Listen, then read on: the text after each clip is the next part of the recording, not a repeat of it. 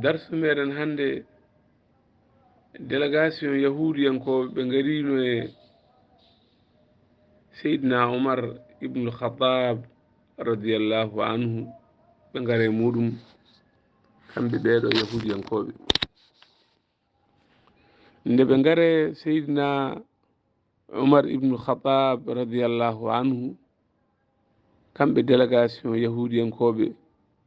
maɓe gon hedde délégation ngaji tati koɓe yimɓe yonɓe kadi ko yimɓe ganduɗa kadi ko jomen gandal en no fewi woni expert uji walla savant ji yimɓe ɓe ganduɗa l'islam ene yiiɗi jumumen naata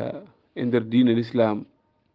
nde wonno natgol mabɓe l'islam ko hunde mawde andi yimɓe anduɓe kam so naate e nder l'islam ɗum ko ɓeydare l'islam nden ɓe gari ɓe gare seydina oumar ibnul khatab ɓe mbi ko an woni khalifa lomtiɗo caggal seydina aboubacry siddiq eɗen gandi caggal annabi sallllahu alayhi wa sallam lomti ko caggal makko ko aboubacry siddiq radiallahu anhu caggal nde seydina aboubacry yeehi rutte jomum seydina oumar lomti ɓe goni amiril muminina en wiyama ko caggal annabi sallllahu alayhi wa sallam o nayo lomti caggal makko joni noon kanko seydina oumar koye lomtugal makko yahudiyankoɓe gaare makko mbi emin jogui namde ɗemin namdotoma so tawi a jaabima namde ɗen ɗon tan min gandi l'islam ko diina gonga so tawi a turfi namde ɗe min ganda annabi sallllahu alayhi wa sallam ko Allah neli ɗum so tawi kadi a jaabaki namde ɗe min ganda l'islam ko mere e annabi sallllahu alayhi wa sallam Allah nelani ɗum o wi holɗen namde ɓe mbi emin namdoma ɓe mbi emin namdoma gueɗe joyyi ɗe ganduɗa ko noon tan ɗe taguira ko noon tan ɗe taguira ɗe ngala yummajje ɗe ngala bammajje ɓe mbi emin namdoma hol kannaruji cogɗi asaman eyyi hol kannaruji ɗi ganduɗa ɗiɗo cooki asaman o ɗiɗo kadi asaman o soktade walla ɗiɗo kannaruji kanji cokata asaman ngal ɗon namdal ene jeeya e namde ɗe emin namdoma kadi hol coktirɗe coktoje asaman ɓe mbi eɓe namdoma ɗum ɗon ɓe mbi emin namdo hol bajotoɗo o wona jinne o wona neɗɗo ɓe mbi emin namdoma hol bajotoɗo mo wona neɗɗo taw wona neɗɗo wona jinne ɗum kadi eɓe jiiɗi namdade ɗum ɓe mbi emin namdoma hol wamulde yahore wamulde eɗen gandi kam ko wamulde yahore ene yaada e jomum wamulde yahore ene yaada e jomum firti wamulde nde ene mofti neɗɗo wamulde nde ene yaaha holnden wamulde nden ɓe gaddi ɗeɗo namde newno ko namde tiɗɗe kadi seydina oumar ko joom martaba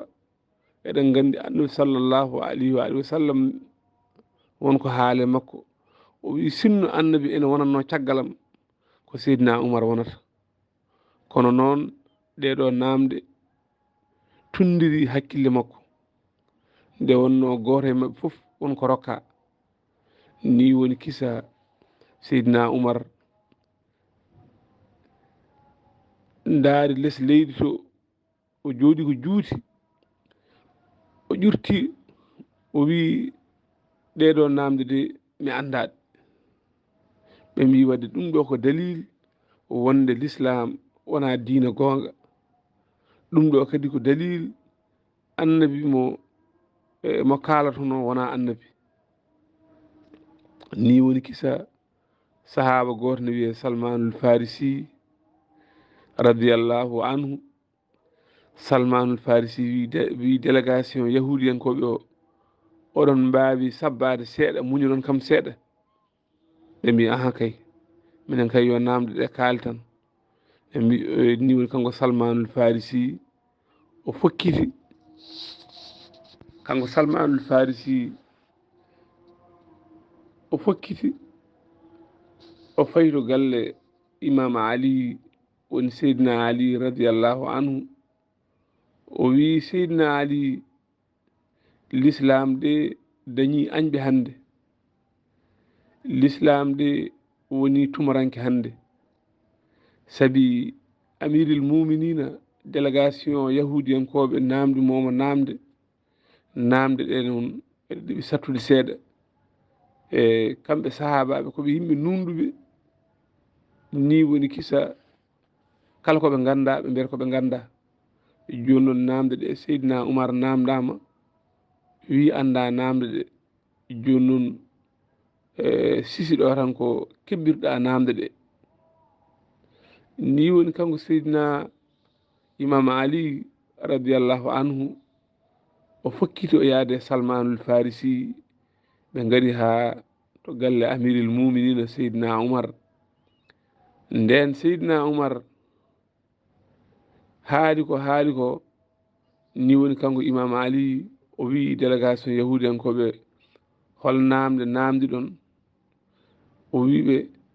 kaale namde mon kala ko newani on kaale. kala ko newani on kaale. ni woni kamɓe délégation yahudiyankoɓe ɓe kaldi noɓe kalduno e seydina oumar namde ɗe ɓe namdi ɗe. ni woni kanko imam ali o wi annabi sallllahu alayhi wa alihi wa sallam udditini kam dendagal ujunere damal to banggue namde. kala ko cohluɗon e diine mon e ko wona kala ko faate ko tundiri hakkille moɗon oɗon mbawi addude namde moɗon mami jaabo namde ɗe so Allah jaaɓi. o wiɓe namde ɗe ko holɗen. ɓe mbi hol kannaruji cogɗi asman. hol kannaruji gonoji sababu uddugol asman ha asman wasa udditade. imam ali ene jaabo namde ɗe. o wi kannaruji cokoji asman ɗum ɗo ko shirku billahi. woni wiide Allah ne jogui ɓiɗɗo walla wadde Allah addande woni fondude Allah e ko wona Allah. ɗum ɗo wiyete shirku. piɓa kala ko Allah waɗanno neɗɗo ne waɗa ɗum walla ndendidina Allah e goɗɗum. Allah ndendidina Allah e lekki walla ndendidina Allah e hayre. mbaɗa Allah ko hayre walla ko ndendi hen walla mbaɗa Allah ko goɗɗum ko wona Allah. walla kala ko Allah gollanno piɓa ko Allah tagi ko eɗe golla ɗum. masalan kamɓe yahu aɗan kamɓe nasaranen koɓe walla yoga yimɓe mbiyoɓe Allah ene jogui ɓiɗɗo eko nandi hen. ɗum ɗon Allah haali wi ɗum ɗo ene soka asman saabu firti asman golle mabɓe moƴƴe jatata ɗum. golle mabɓe moƴƴe koko cokete.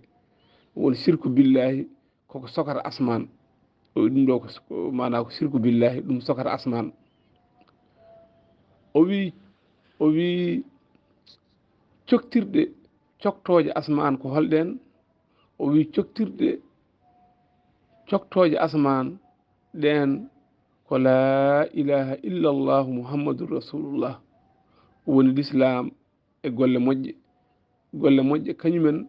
ko kañumen coktata asman. nde wonno hay neɗɗo o so maayi saabu jomiraɗo subhanahu wa taala o wi yimɓe heefereɓe ɓe walla ɓe ganduɗa ko wofoɓe Allah ha goofiɗi ɓurta ɓen ɗon ñaneɓe maayi golle ɗe ngabbata saabu so ruuhu makko yalte makko tan directement ruuhu o fayata ko dow. so ruuhu o ari ha wiine ngabba dow asman o wiye tello jippo ala ɗo place saabu ko bakkatuji shirku billahi toñangiji fof nde wonno hay toñangue ene sifare mana shirku nde wonno ka toñjo Allah ɗum ɗo ngabbinta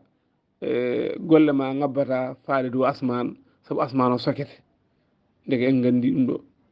ko noon kadi so tawi aɗa gollatno ko moƴƴi golle moƴƴe ɗe ɗen ɗon ngabbat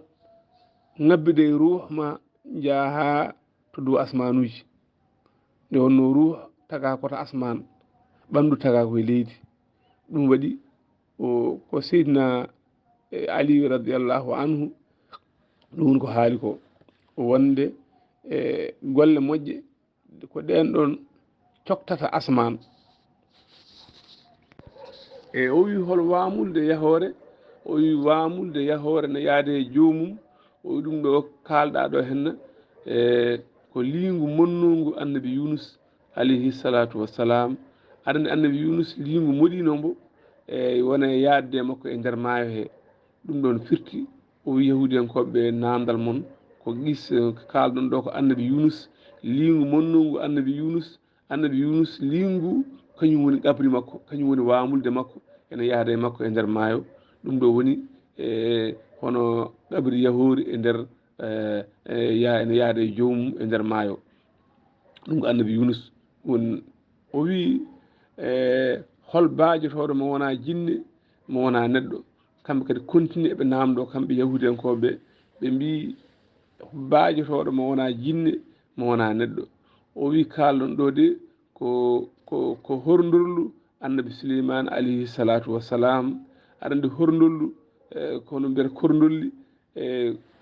horndollu annabi Suleyman ndun ɗon horndollu wino ko mana hono korndolli bandiraɓe mumen korndolli e hemoɗon ko mana korndolli natte e gasɗe moɗon gila annabi Suleyman yaɓɓude e dow moɗon andi ɗum noon ko korndolli de wi bandumen mana korndolli e hemoɗon korndolli natte e nder gasɗe moɗon woto annabi Suleyman arde yaɓɓa e dow mon ɗum woni haala ka o wi hono ndun ɗon horndollu kañum wajorno bandumen korndolli eɗen gandi horndollu kam wona neɗɗo wona jinne te Qur'ana addi ɗum hay simore mum ne woodi ne wiye suratu namli o wi ko ɗum ɗon ɓe mbimo a haali gonga ko ɗum ɗo a haali gonga ɓe mbimo noon kanko yahudankoɓe ɓe mbi ha joni ɓe jokki namde joni noon heddi ko gueɗe joyyi ɗe ganduɗa ko naturellement gaari ɗe gaari ɗe ngala yummajje e ɗe ngala bammajje kanje gueɗe joyyi ɗe ko holɗen o wi gueɗe joyyi ɗe ngala yummumen ngala bawmumen ko noon tan gardi o wi cifiɗa ɗo ko baba adama kañum ala yummum ala bamum ko noon kadi yummen Hawwa ala yummum ala bamum mana joni ko ɗum ɗo ko hen jeeya gueɗel tataɓel ngel ko sawru annabi Moussa alayhi salatu wassalam eɗen gandi sawru annabi Moussa kañum ala tan wiye ko nduɗo dundu maniri ko toon itta toon sawru ndu seha ala sawru ndu ummi tan ko aljanna direct ara juuɗe annabi Moussa alayhi salatu wassalam o wi ko noon kadi hono jawdi